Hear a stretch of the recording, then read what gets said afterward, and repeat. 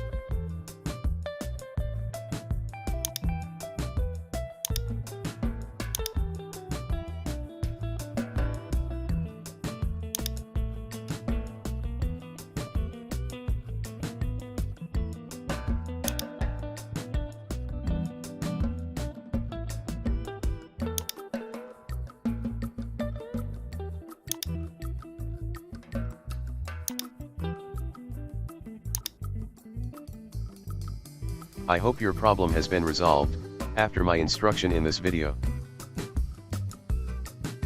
Thanks for watching. If you enjoyed watching my video, please subscribe and share it with everyone.